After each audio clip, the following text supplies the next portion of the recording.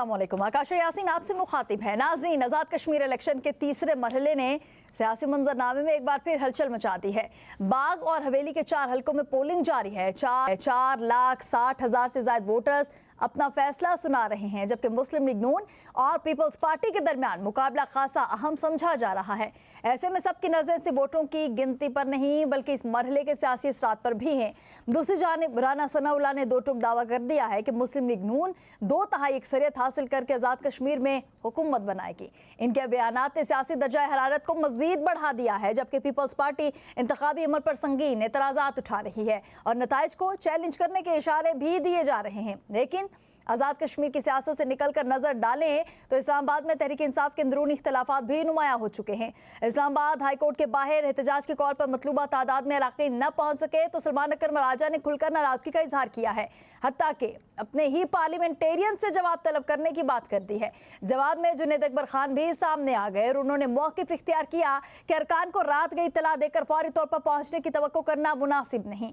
यूं पार्टी के अंदर राब्ते, मुशावरत और क़यादत की तरीक़ाकार पर सवालात उठने लगे हैं। इसी दौरान इमरान खान की सेहत से मुतालिक मुख्तलिफ दावे सियासी बहस का मरकज बन चुके हैं।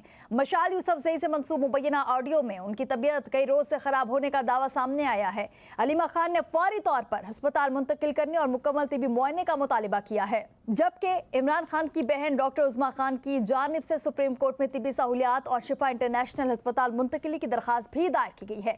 दूसरी तरफ इमरान खान से मंसूब पैगाम में सेहत के मामले को सियासी तनाज़ा बनाने के बजाय डॉक्टर तक फौरी रसाई देने की बातें भी सामने आ रही हैं। और अब एक और बड़ा सियासी मोड़, पीपल्स पार्टी ने ताहुक्म सानी पार्लियामान में हुकूमत के साथ तामुन न करने का फैसला कर लिया है। अगर ये फैसला बरकरार रहता है तो मुस्लिम लीग नून की कानून साजी और हुकूमती मामलात पर इसके असरात क्या होंगे। तो असल सवाल ये है कि क्या आज़ाद कश्मीर का तीसरा मरहला मुस्लिम लीग नून की मतवक्के 2/3 अक्सरियत की बुनियाद मजबूत करेगा? क्या पीपल्स पार्टी इंतखाबी नताइज के खिलाफ अपनी जिदोजहद मजीद आगे लेकर जाएगी?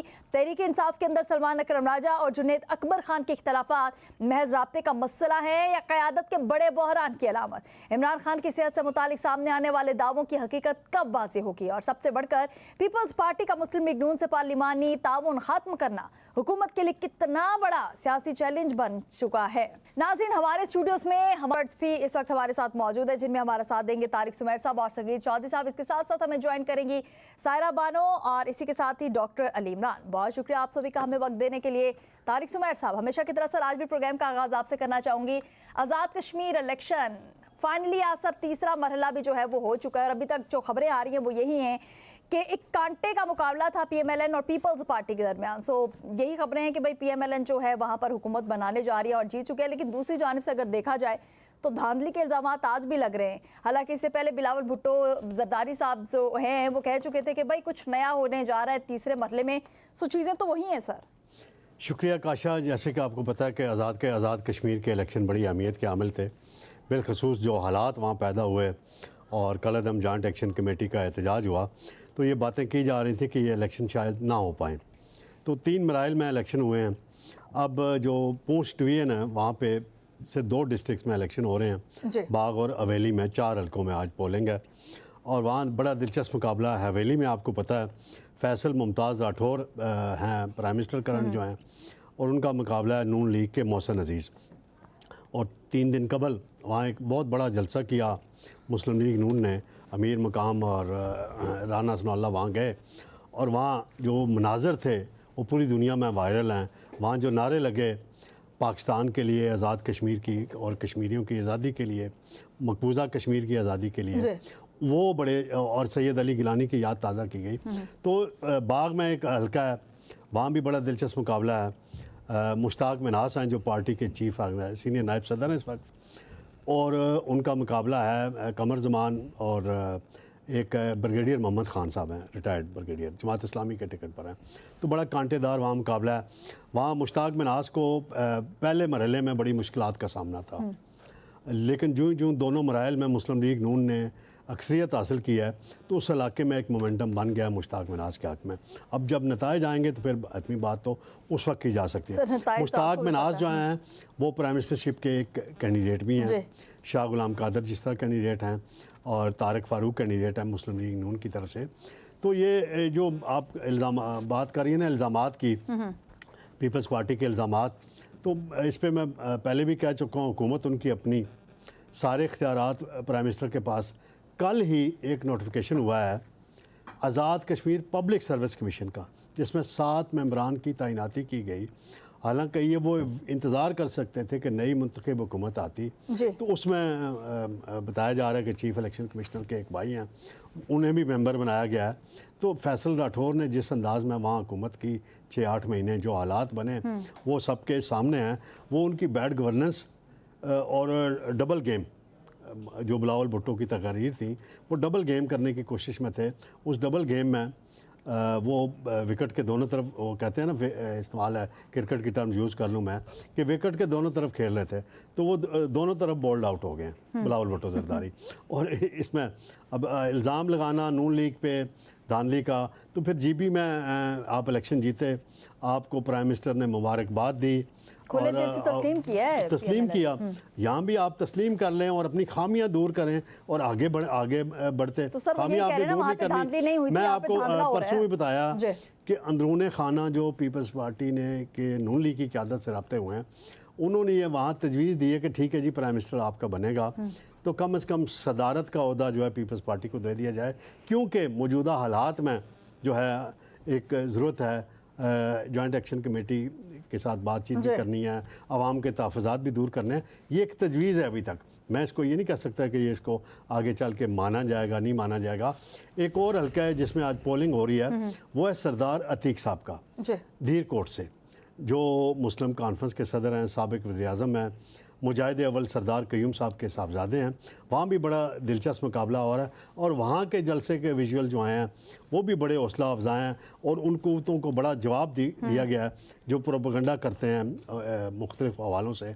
तो ये देखते हैं अब रिज़ल्ट आते हैं तो फिर आगे चल के क्या होना है। दांधी की बातों को और इन बयानात को मैं ज़्यादा अहमियत नहीं देता, क्योंकि बयानात के बाद इन्होंने तारिक सुमैर साहब आपका पॉइंट आ चुका है और आपको भी पता है रिजल्ट जो है वो क्या होंगे। पहले से पीएमएलएन कह रही है कि भाई हम ही वहाँ पर हुकूमत बनाएंगे। सगीर चौधरी साहब आपकी तरफ आना चाहूँगी। Sir, peoples party Azad Kashmir के जो सदर हैं चौधरी यासीन साहब, वो कह रहे हैं कि इलेक्शन को उन्होंने मुतनाज़ा भी करार दिया और वो ये भी इल्ज़ाम लगा रहे हैं कि कश्मीर में धांधली नहीं बल्कि धांधला हुआ है। आप समझ से बाहर है चीज़ें कि भाई हुकूमत भी वहाँ पर पीपल्स पार्टी की थी और तमाम तर इख्तियारात जो थे वो भी थी पीपल्स पार्टी के पास है, फिर ये धांधला कैसे हो गया सर? बिस्मिल्लाहिर्रहमानिर्रहीम, शुक्रिया आकाशा। देखें, कश्मीर का जो इलेक्शन है, पहली बात तो ये है कि ये मुकम्मल हलकों में नहीं हुआ, ये पार्शल एक किस्म का इलेक्शन हुआ। कुछ हलके ऐसे थे कि जहाँ पर थोड़ी सी मुश्किलात का सामना था और फिर अगर वहाँ पे इलेक्शन होते तो शायद वहाँ पे कुछ डिस्टर्बेंस हो जाती। तो इसके ख़दशे के पेश नज़र जो है वो उन हलकों को जो है वो उसमें शामिल नहीं किया गया और पार्शली जो है वो इलेक्शन हो रहा है। उसमें अब मुस्लिम लीग नून की जो लीड है, अब देख रहे हैं हम लोग कि ये तीसरा मरहला जो है वो भी अब पोलिंग का ख़त्म हो गया और मुस्लिम लीग नून जो है वो वाज़ेह बरतरी के साथ मौजूद है, जबकि दावे तो पीपल्स पार्टी की तरफ से बहुत थे। बिलावल भुट्टो जरदारी साहब जो थे वो वहाँ पर डेरे जमाए हुए थे, लेकिन उनको वो मतलूबा रिज़ल्ट नहीं मिले और फिर उन्होंने कहा है कि ये धांधली हुई है। अब धांधली का इल्ज़ाम लगाना तो हर सियासी जमात लगाती है, लेकिन उसके सबूत भी जो है वो फराहम करना ज़रूरी होते हैं और सबूत फराहम करते करते कई साल लग जाते हैं और फिर नए इलेक्शन आ जाते हैं तो वो धांधली साबित नहीं होती।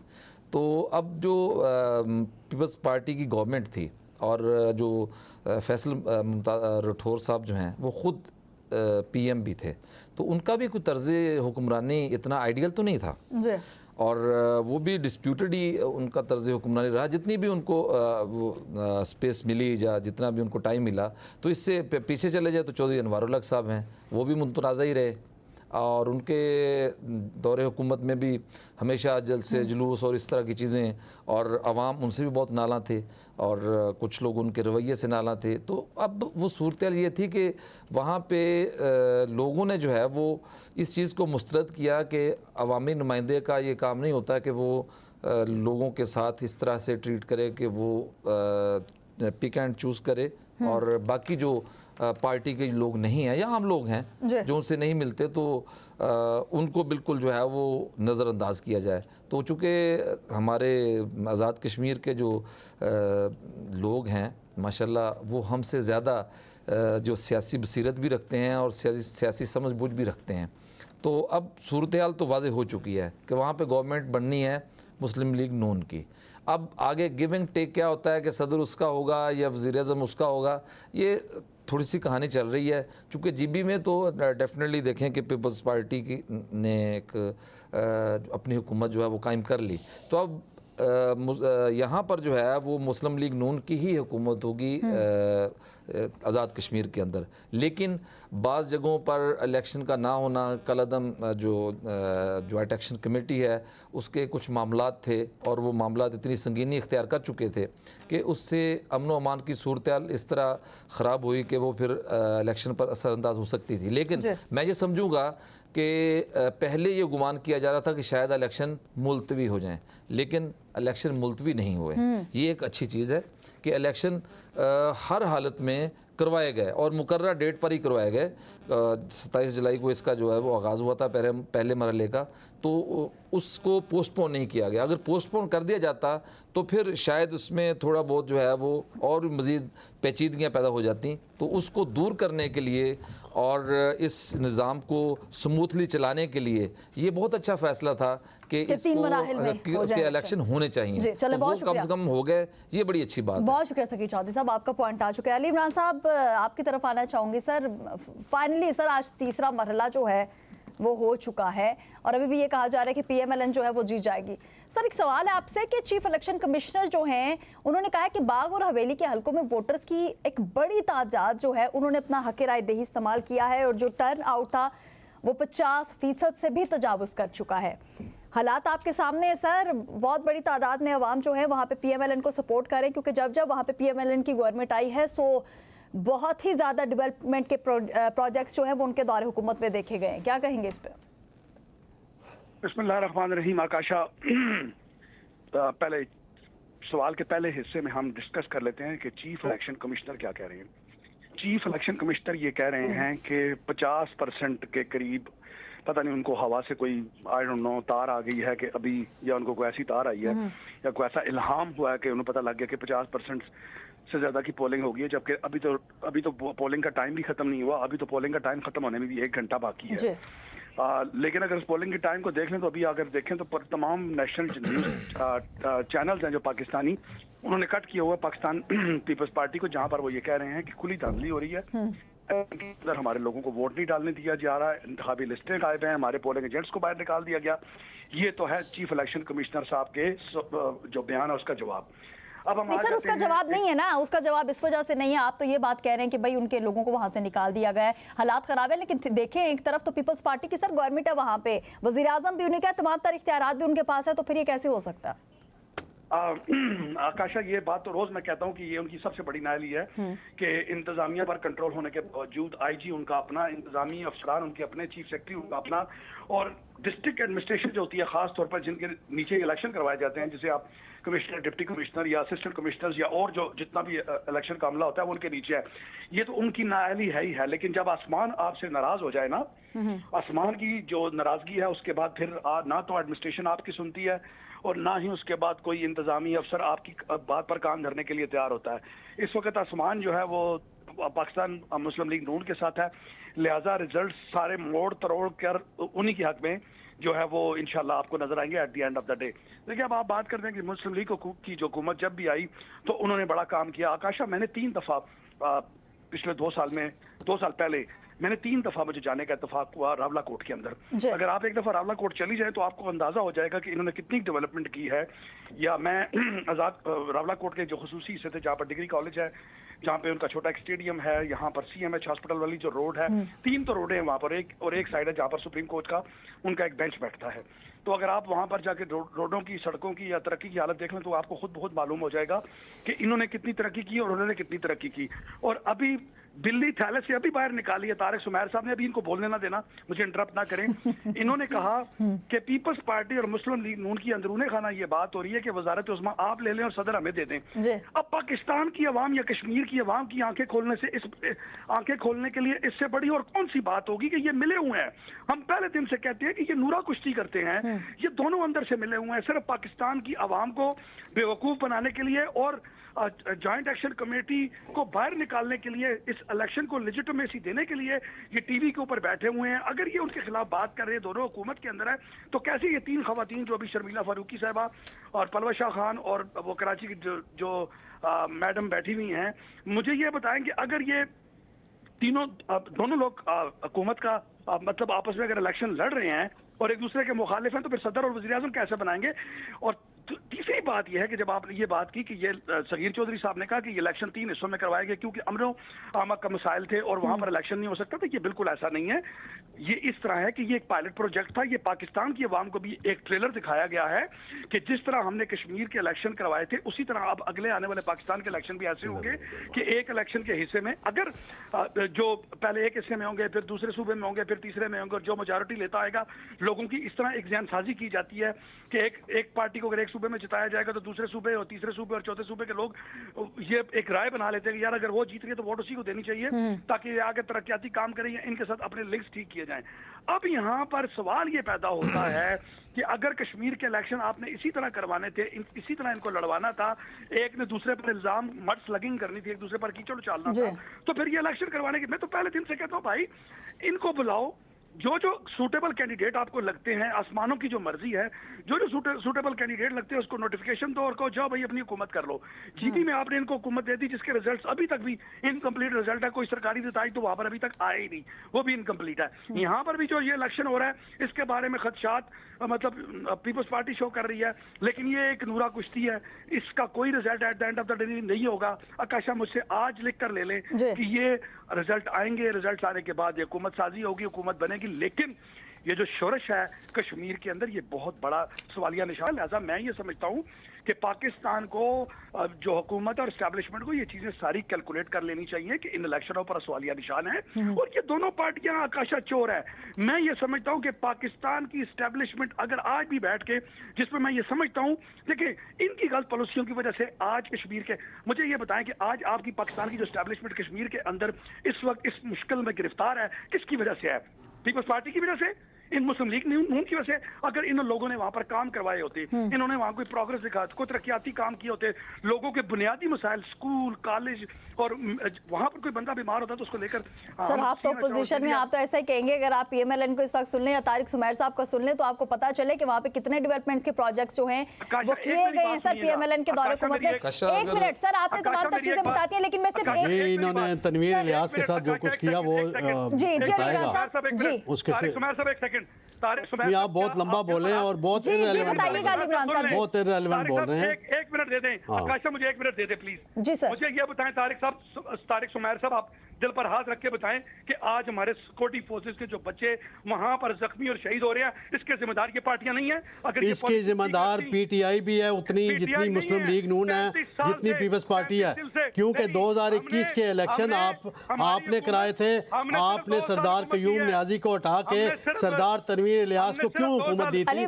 उससे गंडापुर से जाके पूछें कि उसमें क्या गेम हुई थी, उसमें क्या गेम हुई थी, और सरदार तनवीर इलियास को अपने खानदान में मुश्किलात का सामना करना पड़ा, वो भी आप जाके देख लें। आप एक तरफा बात कर रहे हैं। आकाशा मुझे 1 मिनट चाहिए होगा यूके पार्लियामेंट के मुतालिक, मैं उसमें जी आकाशा 1 सेकंड मुझे देती है। आकाशा मुझे ये बताएं, 2 साल हुकूमत करने वाला और जिन्होंने 3 दफा पारियां ली हो, उनमें और दोनों में आप कुछ तो फर्क। भाई ये जॉइंट एक्शन कमेटी बनी है आपके दौर में, ये जब पीटीआई की हुकूमत में आई है तब बनी है, उससे पहले कोई मसला ही नहीं था इस तरह का हुआ। चले मैं आपकी बात पे बोलते ही नहीं हूं। चले अली इमरान साहब, नहीं आप कब से एक सवाल पूछ रहे थे ना, तो हो सकता है उसका जवाब मिल गया। सर 1 मिनट रुकिएगा सर, आगे आपका पॉइंट। कभी नहीं बोलता, मैं ये कहता हूँ कि पाकिस्तान के इदारों पे रहम करें। आप इन 2 नंबर लोगों का जो है ना डिफेंड करना छोड़े। पाकिस्तान के इदारे, मैं पाकिस्तान को डिफेंड कर रहा हूँ कश्मीर के मामले में, मैं किसी 2 नंबर को नहीं डिफेंड कर रहा। भाई आप 2 नंबर लोगों को डिफेंड कर रहे हैं, आप तो पार्टी के तर्जुमान हैं। थोड़ा सा टाइम दीजिए सर, बात तो सुन लेना मेरी, 1 मिनट। आज जो आपने अफवाज पाकिस्तान और पैरामिलिट्री फौज जो है इदारे हैं वहां पर जाकर फंसाया, इसका जिम्मेदार कौन है? क्या फायदे पाकिस्तान की किसी पाकिस्तानी से कोई दुश्मनी है? वो तो आपकी जो नाकामियां हैं, नाअहलियां हैं, उसके लिए वो वहां पर गए और उनका डायरेक्ट क्लैश अवाम के साथ हो रहा है। ये कौन जिम्मेदार है? ये पीपल्स पार्टी जिम्मेदार है, ये मुस्लिम लीग नून जिम्मेदार है। पाकिस्तान के जो इदारे हैं, सुन लें सर, जाती हैं, वो तो एक हमारे आइन का हिस्सा है ना कि उन्होंने सिक्योरिटी देनी हम कल भी ये सुन लें, हम कल भी ये कहते थे ये चौधरी अनवारुल हक किस तरफ से जीत कर आया था? मुझे यहाँ पे ब्रेक का कहा जा आपकी रहा है। पार्टी से जीत अली कर आया था भाई। इमरान साहब सॉरी अली इमरान साहब, मैं यहाँ पे मुझे ब्रेक का कहा जा रहा है, सो इस टॉपिक को आगे कंटिन्यू करेंगे, लेकिन यहाँ पर वक्त तो एक शॉर्ट ब्रेक का हमारे साथ रहिएगा।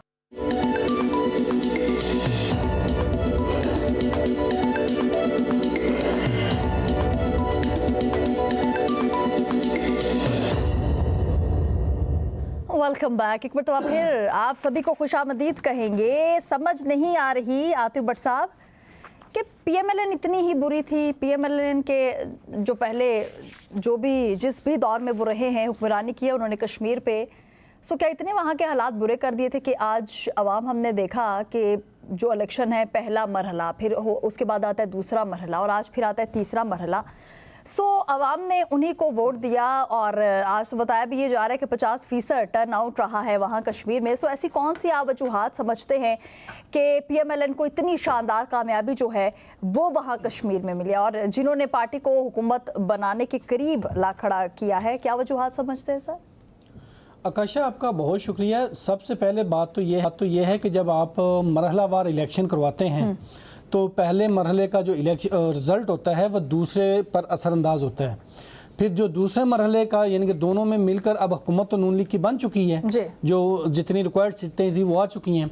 अब वहाँ पर उनको वोट पड़ते या ना पड़ते तो हुकूमत तो मुस्लिम लीग नून की थी, लेकिन फिर ऐसे में होता क्या है कि ये जो दोनों मरहलों का जो रिज़ल्ट था वो तीसरे मरहले पर जाकर असरअंदाज हुआ है। और यहाँ पर जो हुकूमत के इत्तेहादी हैं वो भी शोर मचा रहे हैं। अपोजिशन जो है पीटीआई, उसकी जानब से बाइकाट किया गया उस सारे इलेक्शन का।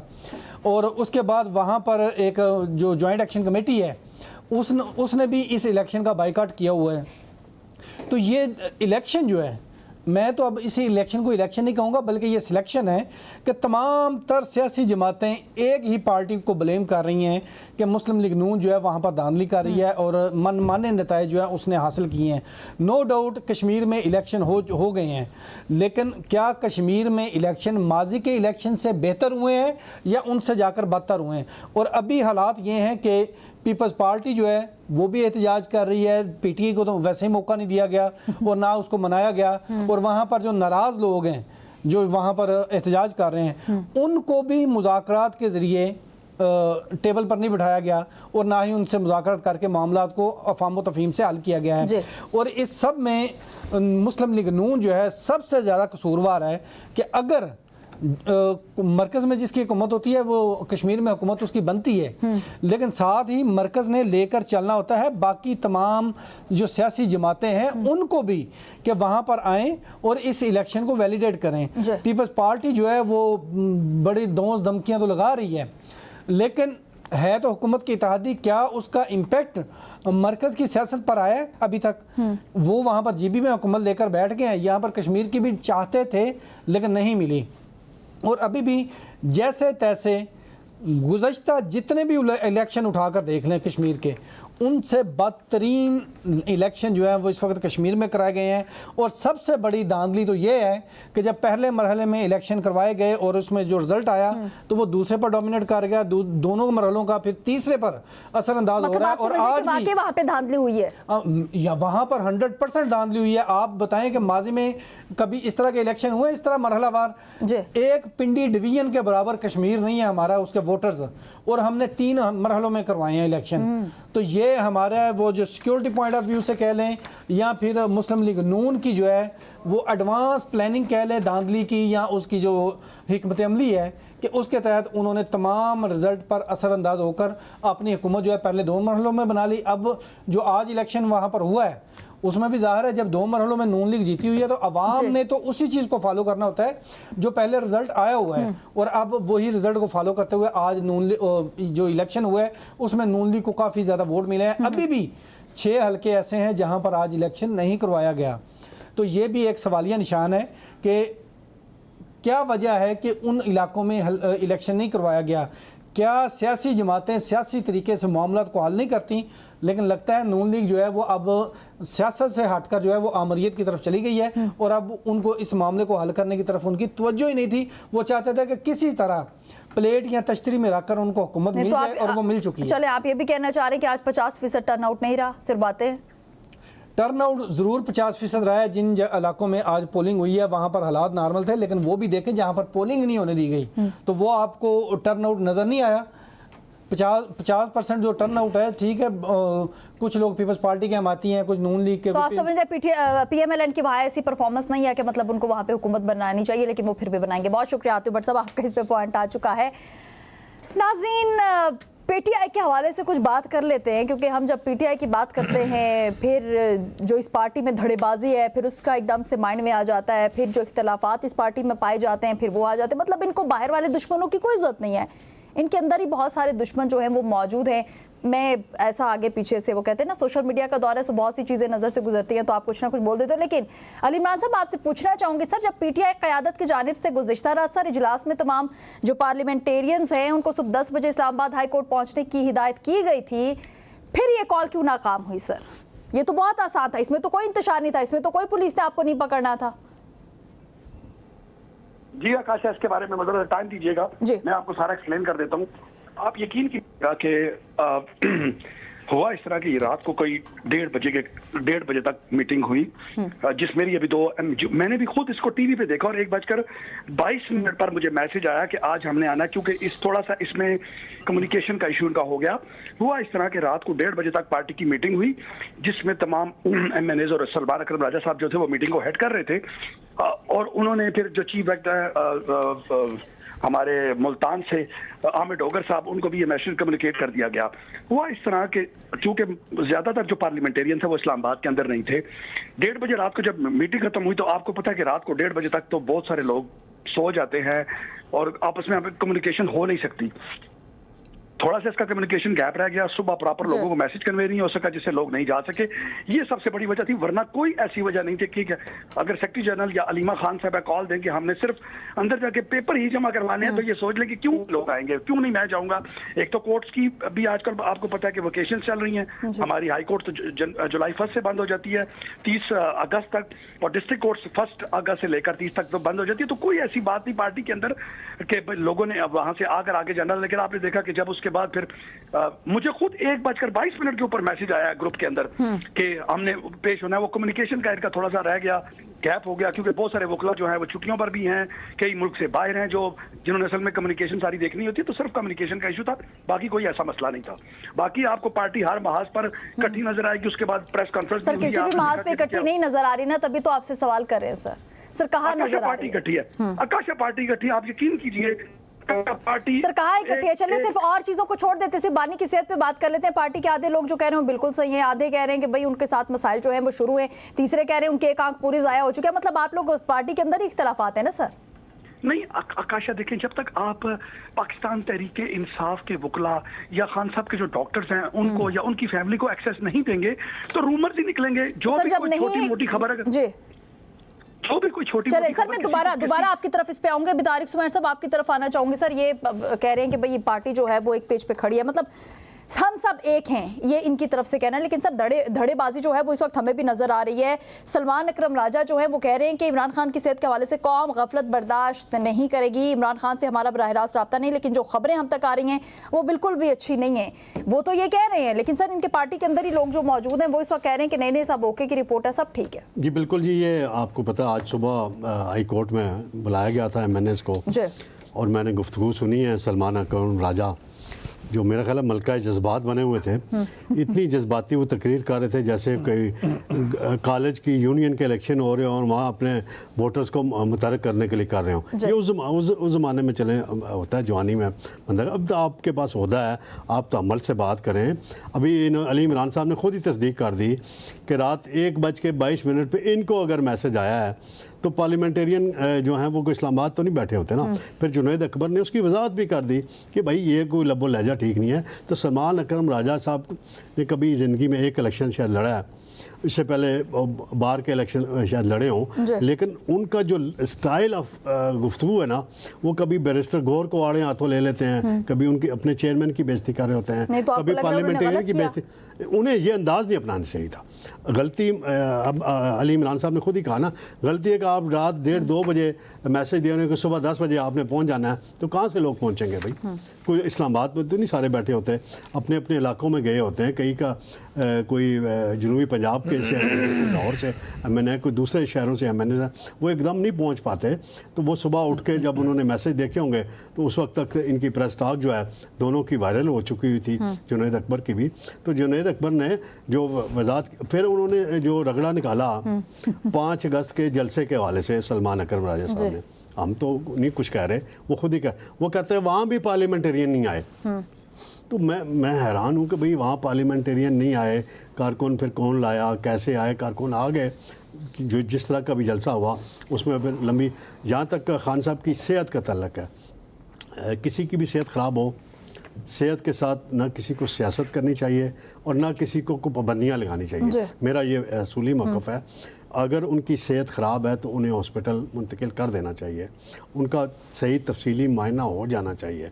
कहा जाता है कि रात गए उन्हें लाया गया किसी अस्पताल में और मुआयना करा के वापस ले जाया गया, लेकिन हुकूमत की तरफ से अभी तक एक लाइन की ना कोई प्रेस रिलीज़ इशू की गई, ना पिम्स की तरफ से कोई ऐलान जारी किया गया, ना किसी और वजारत सेहत की तरफ से कोई चीज़ आई। तो कन्फ्यूजन क्रिएट ना किया जाए चाहे। और बैरिस्टर गौर साहब ने 3-4 दिन पहले एक ट्वीट करके कहा था कि ये अफवाहें खान साहब की सेहत के हवाले से ना फैलाई जाएं। तो कुछ यूट्यूबर्स हैं, उन्होंने कुछ बातें की हैं और बड़े बड़े दावे किए हैं कि हमारे पास सबूत हैं। तो उनसे रिक्वेस्ट थी, मैंने सोशल मीडिया पे भी की कि भाई आपके पास सबूत हैं तो वो शेयर कर देते ताकि आसानी हो जाती, इस पर बात करने में आसानी हो जाती, तबसरा करने में आसानी हो जाती। तो ये सारी सूरत हाल है। PTI को अपने अंदर इख्तलाफात ख़त्म करने होंगे।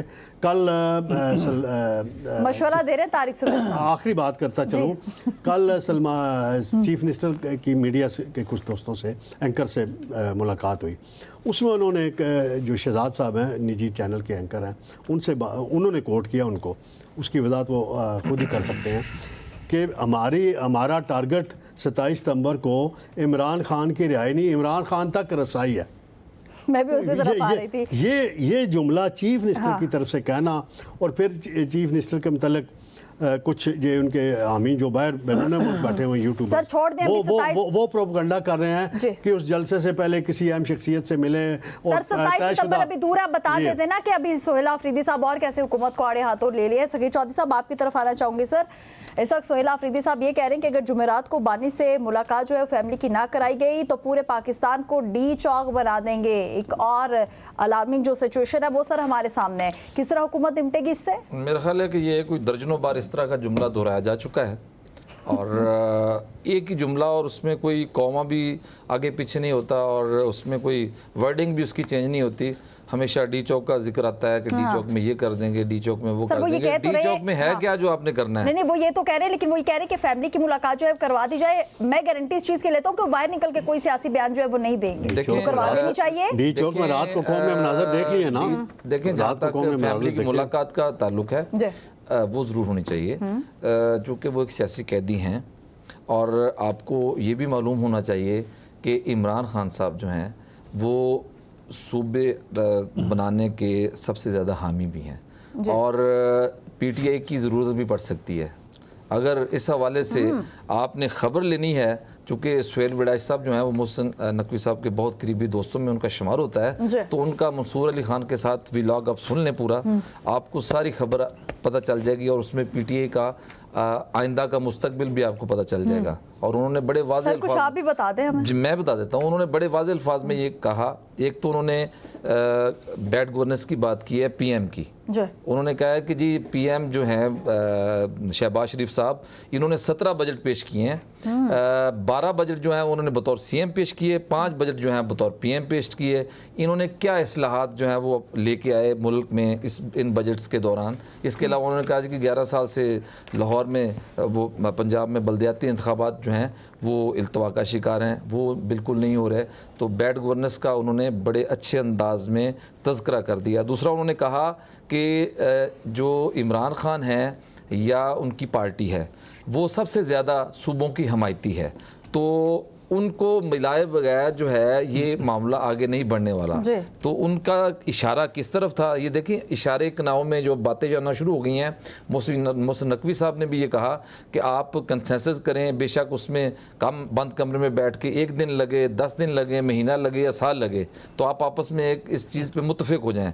तो अब अगर तो अलग सूबों की बात हो रही है तो इसमें फिर आपको देख लें कि PTI को लाजमी शामिल करना पड़ेगा। अगर PTI को आप शामिल करते हैं तो फिर मुलाकातें तो क्या बानी पीटी बाहर भी आ सकते हैं।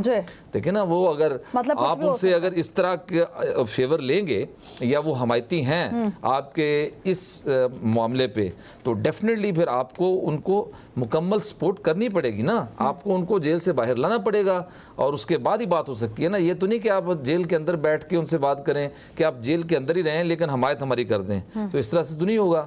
तो ये जो कुछ चीज़ें इस तरह की हो जाती हैं, बाहर आ जाती हैं, किसी के ज़रिए बाहर लाई जाती हैं, उसका मकसद ये होता है कि पहले थोड़ा सा टेस्टिंग की जाए कि मोमेंटम बनाया जाए और उसके बाद फिर उस पर एग्जीक्यूट उसको कर दिया जाए।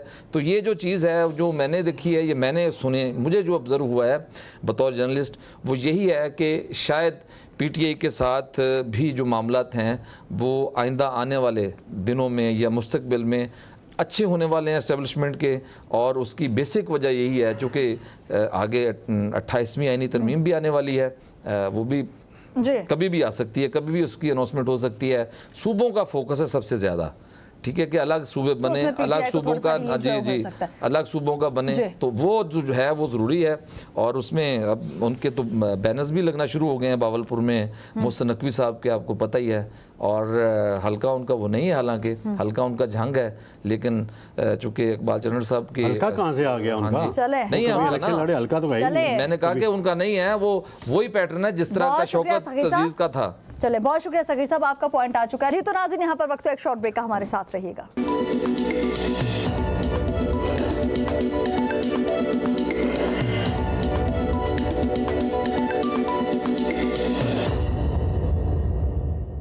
एक मरतबा फिर आपको खुशामदीद कहेंगे। इमरान साहब, बिश्के इमरान, फिर उसके बाद रिहाई फोर्स का जिक्र, फिर डी चौक बंद करना, फिर कभी कभार मुल्क बंद करने की भी बातें करना, फिर हम देखते हैं कि हमें 27 सितंबर का भी कहा जाना, लेकिन उसमें भी ये कहना कि उसमें भी बानी की रिहाई की बात नहीं की जाएगी, बानी तक रसाई की बात कर रहे हैं सर आप उसमें भी। सो जो बानी की रिहाई से लेकर बानी की रसाई तक का सफर है, किस नज़र से देख रहे हैं आप इसको? अच्छा, सबसे पहले तो सगीर चौधरी साहब ने जो अभी अपना वड़ाइच साहब की बात बताई है, वो पूरी बात इन्होंने नहीं बताई सर। वो मैं आपसे पूछूंगी, लेकिन नहीं सर, मैं चाह रही हूं पहले आप मेरे सवाल पे रहिए। एक सेकंड बात बताऊं तो प्रोग्राम खत्म हो जाएगा। वो जरा सुन ले, वो जरा कंप्लीट कर दूं, 5 सेकंड लूंगा। वड़ाइच साहब ने एक और भी बात की, जब मंसूर अली खान ने पूछा कि अगर पाकिस्तान में इलेक्शन हो जाए तो कौन जीतेगा, उन्होंने कहा कि पाकिस्तान के चारों सूबों से जो अवाम है वो इमरान खान के साथ है, वोटर PTI का है, और अवाम को अगर गुस्सा निकालने का मौका मिलेगा तो वो सारी वोटें पाकिस्तान तहरीके इंसाफ को मिलेंगी और पाकिस्तान तहरीके इंसाफ बहुत बड़ी अक्सरियती जमात बनकर उभरेगी। नंबर 1। नंबर 2, उन्होंने फिर मंसूर ने कहा कि अगर फिर इलेक्शन में जुर्लू फेर दिया गया तो उन्होंने जवाब दिया कि जुर्लू सिर्फ एक दफा ही फेरा जा सकता है, बार बार ऐसा नहीं होता। वो हालात, वो वाकयात के मुताबिक होता था, वो हालात गुजर चुके, अब शायद ये करना मुमकिन नहीं होगा। तो सर लेना बानी PTI को बाहर नहीं है सर उनको, ताकि फिर से इलेक्शन हो जाए, फिर आप लोग भी जीत जाएं। अब रिहाई से रसाई तक की बात, वो जिस कॉन्टेक्स्ट में की गई है ना आकाशा, वो मैं आपको बता देता हूँ। देखें, पाकिस्तान तहरीके इंसाफ पुरअमन जमात है, हम एक जमहूरी जमात है, वो उनको इसलिए कहना पड़ा कि हमने जब भी रिहाई लेनी है ना, हमने अदालतों से लेनी है। वज़ीर आज़म इमरान खान के साथ मेरी बड़ी फ्रीक्वेंट मुलाकातें थी, जब तक आपने मुलाकातें कर रही थी, मैं जेल में, ट्रायल में, प्राइवेट मुलाकातों में जाता था। खान साहब ने एक बात की थी कि मैं जब भी बरी हूँगा मैं इन अदालतों से बरी हूँगा, मुझे तो ना तो कहीं कोई अपनी पिटीशन रैम की अपील डालनी है, ना ही मैंने किसी भी किस्म का कोई समझौता करना है। अगर मेरे केसों में कोई जान है तो मुझे सजा दे दे, अगर मैं बेगुनाह हूं तो ये अदालतें मुझे नहीं करेंगी। इसलिए हम सिर्फ रसाई की बात करते हैं कि आप हमें फ्री ट्रायल दे दें, जो आइन का आर्टिकल 10A कहता है, फेयर ट्रायल। और दूसरी बात यह है कि आप हमारी मिसाइल इसलिए खोलें कि हेल्थ के इश्यूज हैं। कोई भी पाकिस्तानी, और जो आपके स्टूडियो में भी मेरे दोस्त बैठे हैं, अगर दिल पर हाथ रख के कहें कि ये जुल्म नहीं है कि एक शख्स बीमार है और पिछले 8 महीनों से वो सॉलिटरी सर कन्फाइनमेंट, वो तो ये कह रहे हैं ना, स्टूडियो में जितने भी लोग हैं सर वो चीज एडमिट कर रहे हैं, लेकिन आप लोग इस वक्त नहीं ये चीज मान रहे। कुछ लोग आप में कह रहे हैं कि भाई बानी पीटीआई बिल्कुल ठीक है, उनकी सेहत पे सियासत की जा रही है। आकाशा, हम कैसे किसी की, आकाशा मुझे एक बात बताएं, जो मेरा कॉन्स्टिट्यूशनल राइट है, जो जेल मैनुअल के अंदर दर्ज है कि मैं आपकी बात मान लेता हूँ, आपके गलत फैसलों को ही मान लेता हूँ कि आपने मुझे सजा दे दी, मैं कैदी हूँ, लेकिन कैदी होने का मतलब तो ये तो नहीं है कि मुझे दुनिया से काट दिया जाए, मुझे एक डंजन में, जेल के एक सेल में फेंक दिया जाए, मुझे तमाम जो तिब्बी सलवात है मेरी खत्म कर दी जाए। आखिर मैं एक वजीर आजम हूँ इस मुल्क का, और पाकिस्तान की सबसे बड़ी पार्टी जो है उसका सरबराह हूँ, मैं इस मुल्क का वजीर आजम रहा हूँ।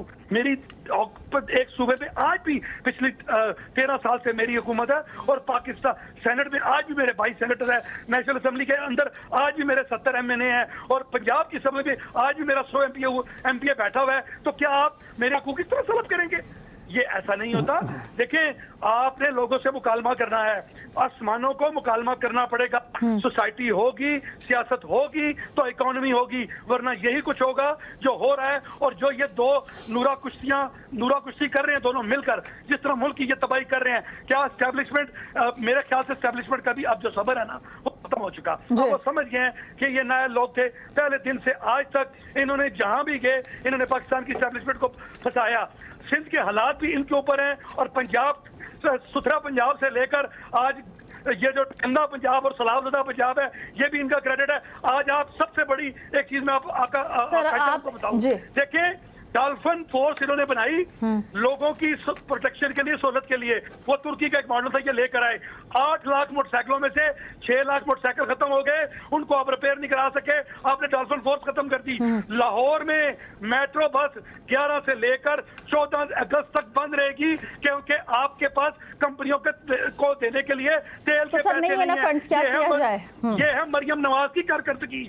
बताएं लोगों को कि ये सिर्फ और सिर्फ सिफारशी अकरबा परवर, ये पूरे का पूरा खानदान पाकिस्तान पे सवार है। मियां नवाज शरीफ, मियां शहबाज शरीफ, हमजा शरीफ, मरियम नवाज शरीफ, इसाक डार, अली डार, रजा डार, बिलाल यासीन, नाम लेने के पूरे खानदान को उन्होंने हमारे ऊपर मुसल्लत किया। और इनमें से कोई एक शख्स मुझे बता दें जिन्होंने दुनिया के किसी अच्छे इंस्टीट्यूट से डिग्री ली हो। ये सारे कारोबारी बिजलियां ये बना रहे हैं, ये मुर्गियों की फीड ये बना रहे हैं, दूध ये बना रहे हैं, टैक्स इनके। आखिर ये अवाम जाए तो जाए कहाँ? सही कहा सर, सही कहा अली इमरान साहब, जाती तशहीर के लिए तो करोड़ों लगा दिए जाते हैं, लेकिन जब कोई एक अहम प्रोजेक्ट हो, अवामी प्रोजेक्ट होता है, उसके लिए फिर बहाना बना दिया जाता है कि भाई फंड्स नहीं मिल रहे। बहुत शुक्रिया अली इमरान साहब, आपका पॉइंट आ चुका है। आतिफ भट्ट साहब, आपकी तरफ आना चाहूंगी। सर बहुत पीटीआई ये सारी चीजें होंगे, थोड़ा सा इस चीज से मैं भी निकलना चाह रही हूँ। मैं पूछ रही हूँ सर आपसे कि पीपल्स पार्टी का पार्लियामान में हुकूमत से ताउन न करने का एक बहुत ही बड़ा फैसला जो है, ये उस वक्त में सर सामने आया जब कश्मीर में इस वक्त PMLN जो है वो हुकूमत बनाने जा रही है। आकाशा, ये कश्मीर के मामला अलग हैं और यहाँ पर पार्लियामेंट के मामला जो है वो अलग हैं। सर नूरा कुश्ती तो है ना, नूरा कुश्ती जो है वो इस वक्त चल रही है। जजेस की जो तैनातियाँ हुई हैं उस हवाले से पीपल्स पार्टी को नाराज़ किया गया है, और सदर मुमलिकत जो है उन्होंने समरी रोकी हुई है। तो बेसिकली आज अदालत ने तलब कर लिया है, अदालत ने जो तलब कर लिया है, आपको भी पता है, ये जो अभी डॉक्टर अली इमरान साहब जो बात कर रहे थे कि इमरान खान जो है वो अदालतों से रिहा होकर आएंगे, तो नवाज शरीफ कहाँ से रिहा हुए थे? मरियम नवाज जो है उनकी सज़ाएं कहाँ पर से मुअत्तल हुई थी? वो भी इन्हीं अदालतों से हुई थी। तो जब मामला सीधे हो जाएंगे तो सब अदालतों से बरी हो जाएंगे। और अभी जो है वो ये सूबों का डंडोरा पीटा जा रहा है कि मुल्क में सूबे बनने चाहिए या नहीं बनने चाहिए। ऐसे में एक और जो है वो बड़ी खबर जो है वो गर्म हो चुकी है कि मुस्लिम लीग नून के एक रुकन कौमी असम्बली हैं, उनकी वफ़ात हुई है, और उसके बाद बहावलपुर में मोहसिन नकवी साहब के बैनर्स जगह जगह जो है वो लगाए गए हैं। इकबाल चन्नर साहब की वफात के बाद तो ना वो उनका हलका है, बल्कि उनका हलका ही कोई नहीं है। वो जहाँ से बिलोंग करते हैं, रहते किसी और जगह हैं। सेनेटर जो हैं वो ताल्लुक उनका पीपल्स पार्टी से रहा है, सेनेटर नून लीग से मुंतखब हुए, और अब नून लीग पता नहीं किस से कौन सी सियासी जमात उनको टिकट देकर वहाँ से इलेक्ट कराएगी। तो क्या मोहसिन नकवी को, ये जो मुल्क में कौमी हुकूमत की बातें हो रही थी, क्या मोहसिन नकवी को MNA बनाकर कहीं वज़ीर आज़म बनाने का कोई इरादा तो नहीं है? एक सवाल ये भी है। अब दूसरी तरफ जो PTI है, पीटीआई अपने खुद मुंह से मान रही है कि हमने रात 1:30 बजे ये अनाउंस हुआ, तो क्या आपकी सियासी हिकमत अमली इतनी नाकस और बदतरीन है कि आपने जो कल काम करना है वो रात के लेट नाइट आप डिसीजन कर रहे हैं, जब आपके ही अरकान कौमी असम्बली ये जिनको आप मदऊ कर रहे हैं वो सोए हुए हैं और यहाँ फिर अपने अपने दूर दराज इलाकों में बैठे हुए हैं। तो ये सलमान अकरम राजा साहब की जानिब से जो डिसीजन किया गया है, मैं तो उनको सलाम पेश करता हूँ कि वो खुद जाग रहे थे तो उनको ये लगा कि सब जाग रहे हैं, और अगर वो इस्लामाबाद में थे तो बाकी भी सारे MNA MPs जो है वो इस्लामाबाद में मौजूद थे, तो ये डिसीजन किया गया। तो ये पार्टी के अंदर जो इनके भी एक नूरा कुश्ती चलती रहती है, जो ग्रुपिंग है, एक दूसरे की लेग पोलिंग है, ये चलती रहती है। और ऐसे में बैरिस्टर गौहर साहब में चले, उनकी वालदा की वफात हुई है, अल्लाह मग़फ़िरत फरमाए। बैरिस्टर गौहर का जो मेन किरदार है वो एक ना सिर्फ पॉलिटिकल पर्सन है बल्कि वो बेहतरीन लायर भी हैं, और ऐसे में सलमान अकरम राजा साहब ने पूरी पार्टी का सत्यानाश करके रखा हुआ है, तमाम मामलात अपने हाथ में किए हुए हैं। और अब आज जो उन्होंने कॉल दिए, बेसिकली ये तहरीक इंसाफ का मजाक उड़वाते हैं।